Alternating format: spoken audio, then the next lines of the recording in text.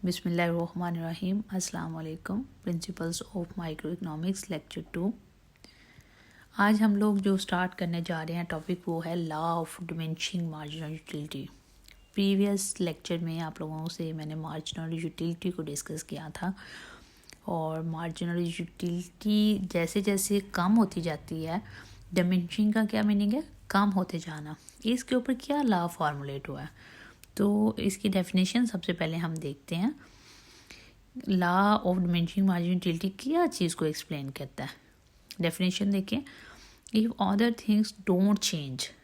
अब ये वाली जो स्टेटमेंट है, आप लोगों ने इस बात को याद रखना है कि जब भी हम किसी लॉ के स्टार्टिंग में ये चीज़ कह देते हैं, व्हेन वी से दिस थिंग, आप लोगों ने इस बात को याद रखना है कि जब हम इस वाली चीज़ एक्सप्लेन करते हैं, अदर थिंग्स डोंट चेंज। अब ये जो चीज़ होती है एक्चुअली ये होती है कि लॉ जो फार्मूलेट हुआ है या लॉ जो एक्सप्लेन किया जा रहा है वो कुछ अजम्पशंस के अंदर एक्सप्लेन किया जा रहा है, यानी कुछ चीज़ें अज्यूम कर ली जाती हैं। अगर वो चीज़ें जो है जो हमने अज्यूम की हैं, अगर वो चीज़ें ठीक रहती हैं या वो चीज़ें हैं तो लॉ ठीक साबित होता है, अदरवाइज लॉ चेंज हो जाता है। अब law of diminishing marginal utility कि अगर वो चीज़ें दूसरी चीज़ें जो हैं वो चेंज नहीं होती, दूसरी कौन सी चीज़ें हैं वो अभी हम इसकी अजम्पशंस में देखेंगे कि कौन सी चीज़ें जो है वो लॉ के अकॉर्डिंगली नहीं चेंज होनी चाहिए। थिंग्स डोंट चेंज, वो कौन सी चीज़ें हैं? वो अजम्पशंस हैं जो अभी हम नेक्स्ट डिस्कस करते हैं। A consumer increase the use of a commodity. अगर कोई कंज्यूमर जो है वो एक पार्टिकुलर गुड का इस्तेमाल ज़्यादा से ज़्यादा करता जाता है, the utility of every new unit of the commodity. जैसे आप यूनिट्स लेते हो 1, 2, 3, 4, तो जैसे ही एक एडिशनल यूनिट या नई यूनिट जो है वो यूज़ की जाती है तो वो क्या करेगी? Will be less than the utility of the previous unit. यानी इसका क्या मतलब है कि हर अगली यूनिट जो है वो हमें कम इस्तेफादा देगी या कम यूटिलिटी देगी प्रीवियस यूनिट्स की निस्बत। अब ये वाला जो लॉ आपने पढ़ा इसको हम एक्चुअली एक्सप्लेन करते हैं टेबल की मदद से, ताकि आपको ये कंसेप्ट मज़ीद जो है वो क्लियर हो जाए। पहले आप टेबल को अंडरस्टैंड करो तो फिर हम डेफिनेशन की तरफ अगेन आएंगे ताकि आपको बिल्कुल क्लियर हो जाए। ये है हमारा टेबल। अब आप ये देखें, यहाँ पे आपने एप्पल्स वाली एग्जांपल ले ली, मार्जिनल यूटिलिटी ले लिया और टोटल यूटिलिटी। ये वही टेबल है जो अभी प्रीवियस लेक्चर में आपने डिस्कस किया था। आप ये देखें कि अब जैसे जैसे एप्पल की यूनिट्स इंक्रीज़ करती जा रही हैं, हर एडिशनल यूनिट जो है, एक फर्स्ट एप्पल आप खाते हो, लेट्स सपोज कि फर्स्ट एप्पल जो है वो आपको मार्जिनल यूटिलिटी दे रहा है 10, सेकंड एप्पल जो है वो मार्जिनल यूटिलिटी दे रहा है 8, थर्ड एप्पल जो है वो मार्जिनल यूटिलिटी दे रहा है 6।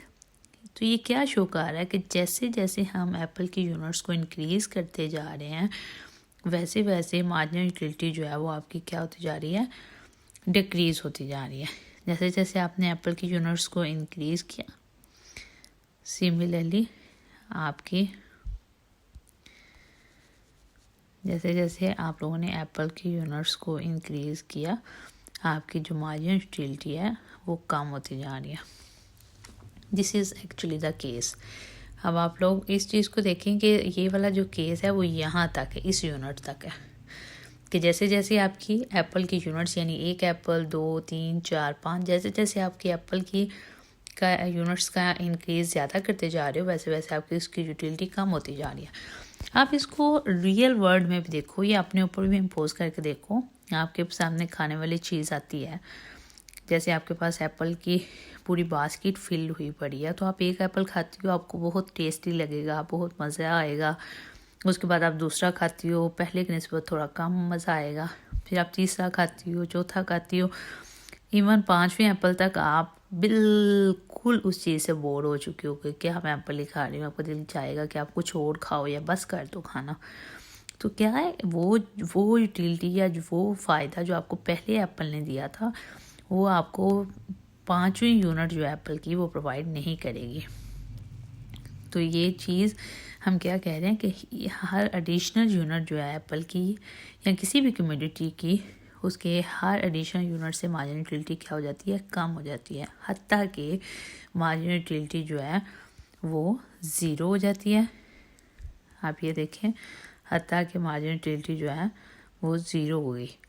और इसके बाद मज़ीद अगर हम इस्तेमाल करते रहते हैं यूनिट्स को, यानी मार्जिनल यूटिलिटी ज़ीरो हो गई, इसके बाद अगर एक और यूनिट हम इस्तेमाल करते हैं तो मार्जिनल यूटिलिटी नेगेटिव हो जाती है। ये इसी तरह कि आप अपनी कोई फेवरेट चीज़ है, जैसे अगर आपको जूस कोई बहुत ज़्यादा पसंद है, आप 1 गिलास पीती हो, 2 पीती हो, 3 पीती हो, आपके सामने एप्पल का जूस आ गया, आपको बहुत पसंद है, आपने 1 गिलास पिया, दूसरा पिया, तीसरा पिया, चौथा पिया, जैसे जैसे आप पी रही हो आपका पेट जो है वो फिल होता जा रहा है। और हत्ता कि आपने छठा गिलास जब पिया तो आप बिल्कुल आपकी बस हो गई हुई है, उसके बाद आपकी आंखें नहीं भारी और आपने 7वां गिलास भी जूस का पी लिया, तो उसका असर क्या होगा कि जो आपने पिया वो सारा वॉमिटिंग की सूरत में बाहर आ जाएगा। यानी आपको वो चीज़ जो फ़ायदा देने जा रही थी उसका उल्टा नुकसान हो गया, क्योंकि आप उसकी यूनिट्स को ज़रूरत से ज़्यादा इस्तेमाल करते जा रहे हो। तो इसी तरह ये वाला केस देखें, जैसे जैसे यूनिट्स ज़्यादा होती जा रही हैं मार्जिनल यूटिलिटी कम होती जा रही है, हत्ता कि मार्जिनल यूटिलिटी ज़ीरो हो गई है। तो उसके बाद मज़ीद इस्तेमाल जारी रखने की वजह से मार्जिनल यूटिलिटी क्या हो गई है, नेगेटिव हो गई है। अब मैं प्रीवियसली फिर डेफिनेशन आपको एक्सप्लेन करती हूँ टेबल से।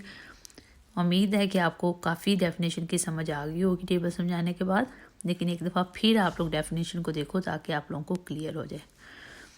अब हम लोगों ने ये वाली स्टेटमेंट वही जो मैंने आप लोगों को बोला है कि आप लोगों ने इस स्टेटमेंट को तो माइंड में आप लोग रख लें कि आप लोगों ने ये वाली स्टेटमेंट आप लोगों ने इसको माइंड में रख लेना है कि ये आपकी असम्पशंस है कि दूसरी चीज़ें कौन सी दूसरी चीज़ें हैं जो चेंज ना हो। यहाँ से आप देखें जो टेबल के अकॉर्डिंगली आपने समझा कि कंज्यूमर अगर यूज़ करता है या consumer increase the use of a commodity, जैसे एप्पल की यूनिट्स इंक्रीज होती जा रही है, तो utility of every unit of the commodity will be less than the utility of the previous unit। previous unit क्या है, यानी हर अगली यूनिट जो है वो पिछले की निस्बत जो है वो कम फ़ायदा देगी।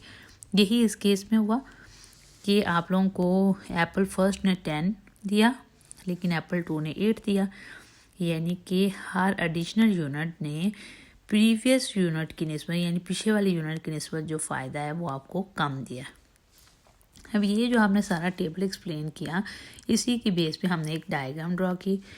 अब डायग्राम ये है कि आप लोगों को डायग्राम ड्रा करने का तरीका क्लास में भी बताया गया था कि आपने सिंपली एक्सिस लेने हैं, Y axis and X axis. X axis पे हमने क्वांटिटी ले ली यानी यूनिट्स ले ली, जैसे एप्पल हमने ज्यूम किया था, और वाई एक्सिस के ऊपर हमने मार्जिनल यूटिलिटी जो है वो ड्रा कर ली। यहाँ पे आप लोग देखेंगे कि हम लोगों ने ये जो है वाई एक्सिस और ये है आपका एक्स एक्सिस, तो यहाँ पे आप लोगों ने एक्स एक्सिस पे ले ली क्वांटिटी और यहाँ पे आपने ले ली मार्जिनल यूटिलिटी। क्लियर, इस वाई एक्सिस पे मार्जिनल यूटिलिटी की वैल्यूज़ लोगे और एक्स एक्सिस पे आप लोग क्वांटिटी की वैल्यूज़ लोगे। अब जब आप लोग पॉइंट्स को ज्वाइन करोगे, 1 को 10 से, 2 को 8 से पॉइंट ज्वाइन करोगे, तो आप देखोगे कि आपकी जो मार्जिनल यूटिलिटी है, जैसे जैसे आप क्वांटिटी को इंक्रीज़ करते जा रहे हो आपकी मार्जिनल यूटिलिटी जो है वो कम होती जा रही है। आप ये देखो कि आपकी मार्जिनल यूटिलिटी कम होती जा रही है, यानी ये फॉल कर रही है जैसे जैसे आप क्वांटिटी को क्या कर रहे हो, इंक्रीज़ कर रहे हो। क्वांटिटी को इंक्रीज़ करने के बाद आप लोगों ने ये देखा कि इवन के क्वांटिटी जो है वो आपकी ज़ीरो हो जाती है। यहाँ पे आप देखो तो क्वांटिटी क्या हो गई है, ज़ीरो। इसके बाद अगर आप मज़ीद यूज़ जो है वो जारी रखते हो तो उसका इम्पेक्ट क्या हुआ कि आप लोगों ने ये देखा कि इसके बाद मज़ीद जारी रखने की वजह से आपकी मार्जिनल यूटिलिटी जो है वो क्या हो जाती है, नेगेटिव।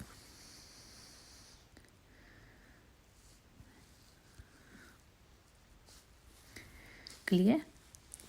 ये आपकी वही डायग्राम है जो लास्ट लेक्चर में हमने डिस्कस की थी। अब इसको आप टेबल के साथ कोलैबोरेट करके देखो और डायग्राम को देखो, ये आपकी डेफिनेशन के साथ जो है वो टोटली सेट हो रही है। अब हम शुरू करते हैं अजम्पशंस को। अब ये वो अजम्पशंस हैं जो डेफिनेशन में हमने कहा कि अगर दूसरी चीज़ें चेंज नहीं होती। अब वो दूसरी चीज़ें कौन सी हैं? एक्चुअली जब भी कोई लॉ एक्चुअली दिया जाता है, फॉर एग्ज़ाम्पल हम कहते हैं कि इस तरह हमें कोई लॉ, अगर फॉर एग्ज़ाम्पल एक लॉ है हमारे पास, तो वो जो लॉ है वो विद इन द अजम्पशंस, यानी एक अजम्पशंस में तो वो लॉ ठीक साबित होगा, लेकिन अजम्पशंस के बाहर जो है वो लॉ बिल्कुल ठीक साबित नहीं होगा, क्योंकि अजम्पशंस से बाहर जो है वहाँ पे हमारी लिमिटेशंस आ जाती हैं। Limitations, okay, this is the limitations. और यहाँ पे हम लोग ये कहते हैं कि what are the assumptions. Number first you can say that कौन सी ऐसी चीज़ें हैं जो कि हमारी चेंज ना हो। तो इसमें हम नंबर फर्स्ट ले लेते हैं, that is nature of the community. अब नेचर ऑफ द कम्युनिटी से हम लोग क्या मुराद ले रहे हैं? यानी हम ये कह रहे हैं कि हर एडिशनल यूनिट के साथ मार्जिनल यूटिलिटी तभी जो है वो आपकी कम होगी अगर जो आप कम्युनिटी यूज़ कर रहे हो उसकी नेचर चेंज नहीं होती। जैसे आप लोगों को मैंने भी एग्जांपल दी, जैसे आप एप्पल जूस है, पहली यूनिट भी आपने एप्पल जूस की ली, दूसरी भी आपने एप्पल जूस की ली, तीसरी भी आपने एप्पल जूस की ली, या जैसे हर एडिशनल यूनिट जो है वो कम सेटिस्फेक्शन इसलिए दे रही है या कम यूटिलिटी इसलिए दे रही है क्योंकि नेचर जो कम्युनिटी की है जो आप यूज़ कर रहे हो वो सेम है।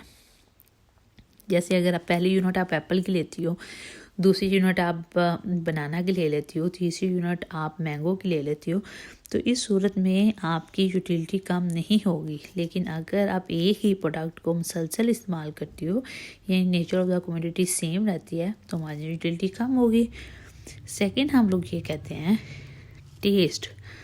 What is the test and attitude of the consumer.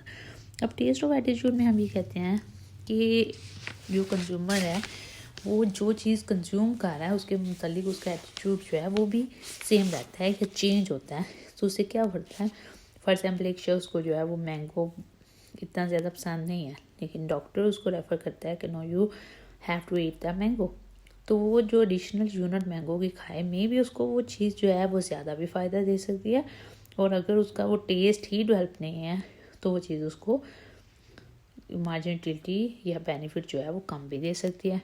तो थर्ड वन जो है तो हम देखते हैं that is income of the consumer. अब इनकम ऑफ द कंज्यूमर हम इसलिए कहते हैं कि वो सेम रहे।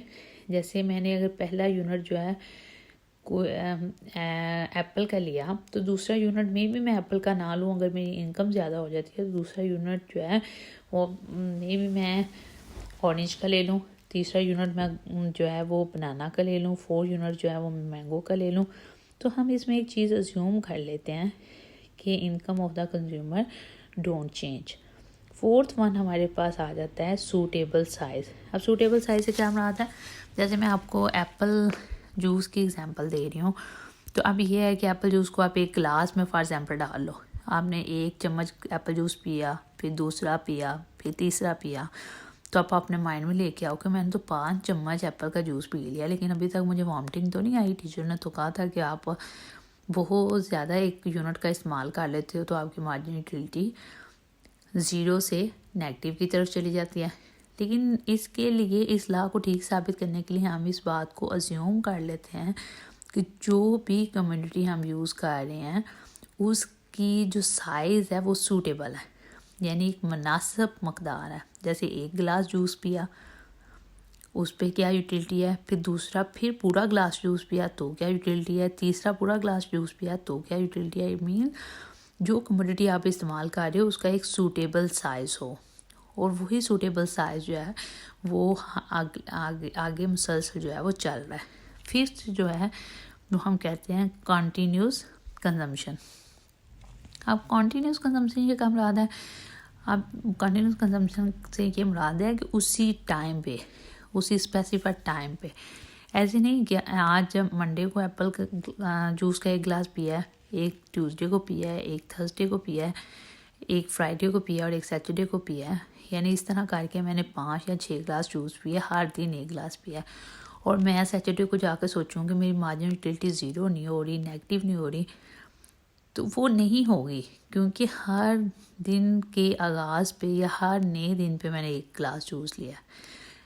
इसके लिए हम अज्यूम कर लेते हैं कि कंटिन्यूस कंजम्पशन। अब कंटिन्यूस कंजम्पशन से क्या मुराद है कि जैसे मैंने क्लास स्टार्ट की और मैं आप में से किसी एक स्टूडेंट को कहती हूँ कि मेरे लिए पानी का एक गिलास ले आओ, आप में से एक स्टूडेंट गई, वो पानी ले आई, अभी मैंने वो पिया तो एक और स्टूडेंट ले आई, वो पिया तो एक और स्टूडेंट ले आई, ऐसे करते करते 5-6 गिलास पानी मुझे पीना पड़ गया उसी जगह पे, उसी टाइम पे। तो उससे क्या होगा कि मार्जिनल यूटिलिटी वो जो मेरी इंक्रीज़ होनी थी उसकी बजाय मेरी मार्जिनल यूटिलिटी डिक्रीज़ हो गया। Clear? These are the assumptions. Next one is limitations. अब एक बात आप ये माइंड में जो है वो याद कर लें कि कोई भी इकनॉमिक्स में जो लॉ पेश किया जाता है, वो लॉ जो है, जैसे अगर हम फॉर एग्ज़ाम्पल इस तरह से लें, ये लॉ नहीं है, जस्ट मैं आपको एक एग्जांपल देने लगी हूँ कि फॉर एग्ज़ाम्पल एक हम कहते हैं कि हम कोई लॉ पेश करने जा रहे हैं, लेकिन वो लॉ जो है वो विद इन कंजम्पशन, मैं I am going to add the text here ताकि आप लोगों को क्लियरली इस चीज़ की समझ आ जाए कि मैं आपको क्या कहना चाह रही हूँ।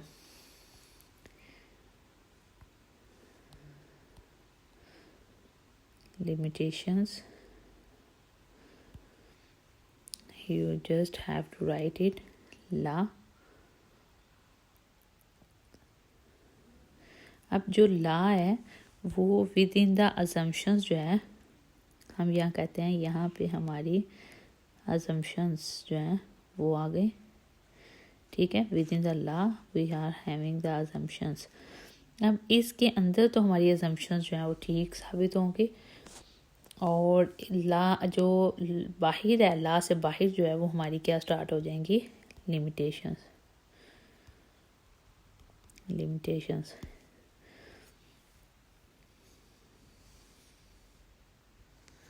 नेक्स्ट हम स्टार्ट कर रहे हैं लिमिटेशंस। ये मैं चीज़ एक्चुअली आपको शो कराना चाह रही थी, जो कि मेरा टेक्स्ट जो है वो फिंगर से इतना अच्छा ऐड नहीं हो रहा था।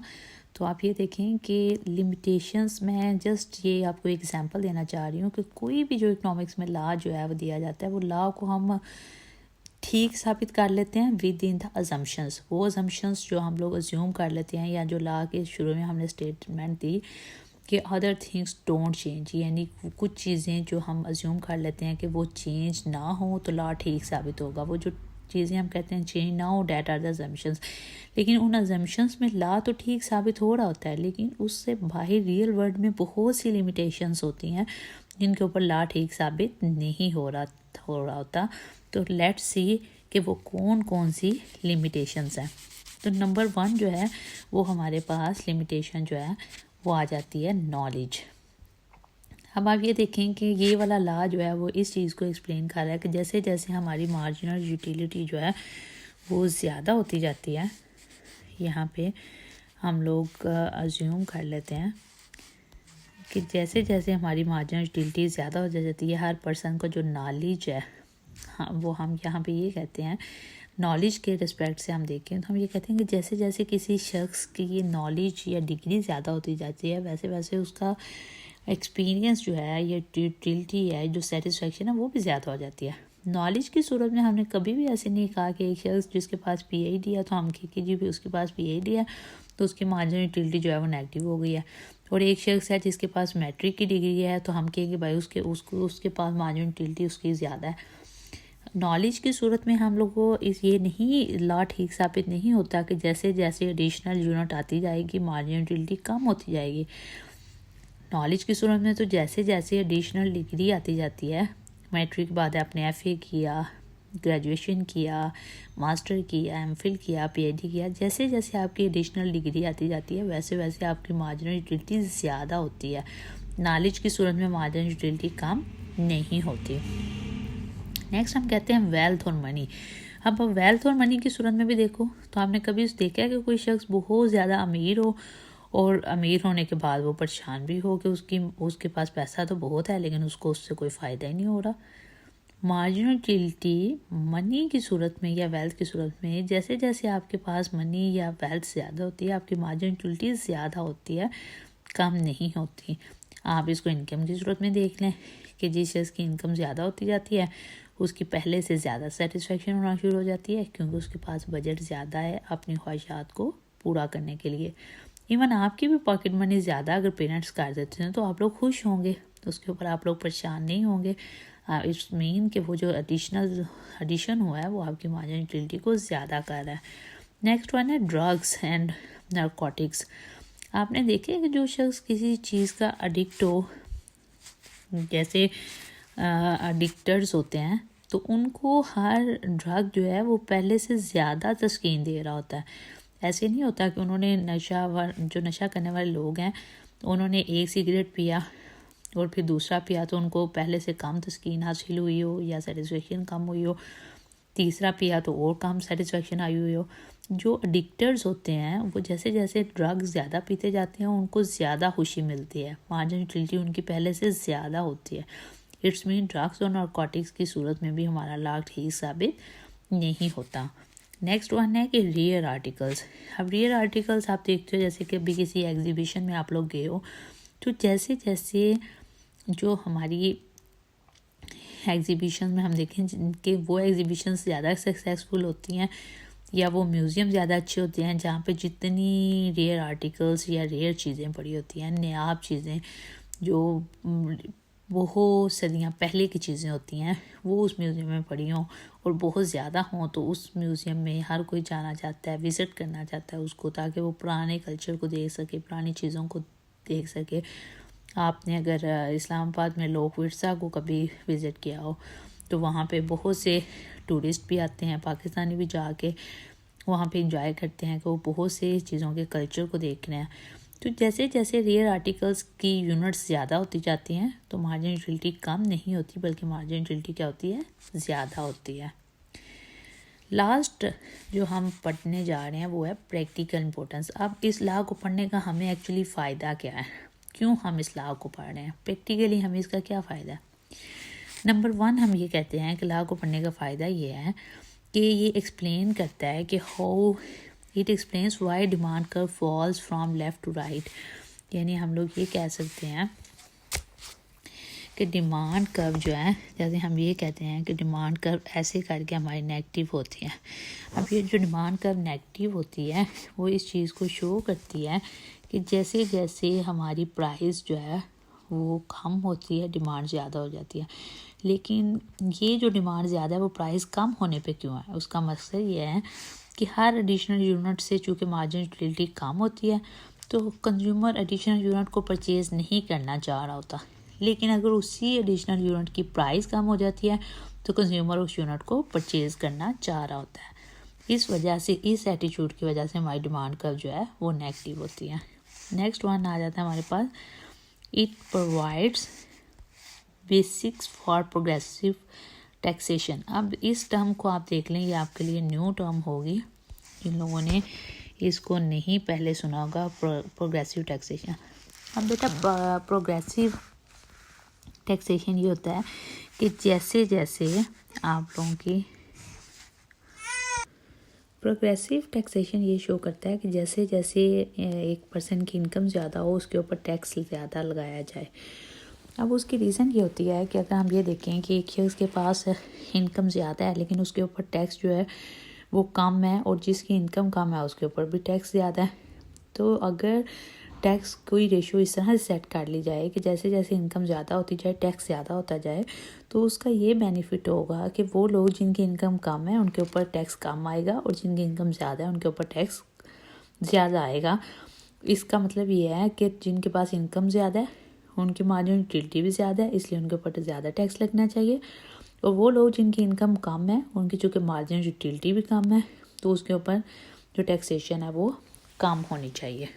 और यही वाला जो एटीट्यूड है टैक्सेशन वाला, ये इस चीज़ को एक्सप्लेन करता है कि it indicates the need for redistribution of wealth, यानी हम लोग किस तरह दौलत की, कहते हैं ना, जस्टिस मुनसफाना तकसीम करना, यानी दौलत को किस तरह से इक्वली डिस्ट्रीब्यूट किया जा सकता है। गवर्नमेंट एक्चुअली ये वाली पॉलिसी अगर अडॉप्ट करे प्रोग्रेसिव टैक्सेशन की, इसका मकसद ही ये होता है रीडिस्ट्रीब्यूशन ऑफ वेल्थ को जो है ना वो जस्टिस पे लेके आना, यानी कि जिन लोगों के पास पैसा ज़्यादा है उनके ऊपर आप टैक्स ज़्यादा लगा दो ताकि उनका थोड़ा सा लेवल कम हो, और जिनकी इनकम कम है उनके ऊपर टैक्स कम लगाओ ताकि उनका लेवल थोड़ा सा बेटर हो जाए।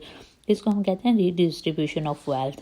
लास्ट वन जो है आपका पॉइंट प्रैक्टिकल इंपॉर्टेंस का, वो ये है कि it explains how a consumer gets maximum utility.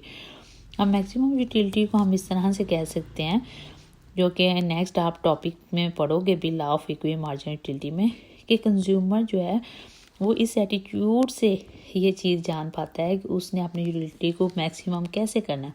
Consumer अपनी यूटिलिटी को इस तरह से मैक्सिमम करेगा कि वो अपनी यूनिट्स को वहाँ तक कंज्यूम करे जहाँ तक उसकी यूटिलिटी जो है वो ज़ीरो या नेगेटिव से पहले ऑब्टेन हो सके, ताकि वो अपनी यूटिलिटी को उस यूनिट्स तक मैक्सिमाइज़ कर सके जहाँ पे उसको बेनिफिट या सेटिस्फेक्शन जो है वो ज़्यादा है। होपफुली आज का लेक्चर जो जिसमें आप लोगों को कोई मीडियम का भी इशू नहीं हुआ, पूरा लेक्चर मैंने पूरी कोशिश की है कि आप लोगों को उर्दू में समझा सकूं ताकि आप लोगों को इसकी अच्छे से समझ आ सके। अगर कोई भी क्वेश्चन हो तो आप लोग ग्रुप में शेयर करें, और ये जो लेक्चर है वो आप लोगों की जो रेफरेंस बुक है उसका पेज नंबर 62 से 64, आपकी बुक के 62 to 64 जो पेज नंबर है वहाँ से ये लेक्चर आपका दिया गया है। इसके बावजूद आप लोगों को अब कोई कन्फ्यूजन है या कोई चीज़ डिस्कस करनी है तो आप ग्रुप में डिस्कस करते हैं। See you in the next lecture. अल्लाह हाफिज़।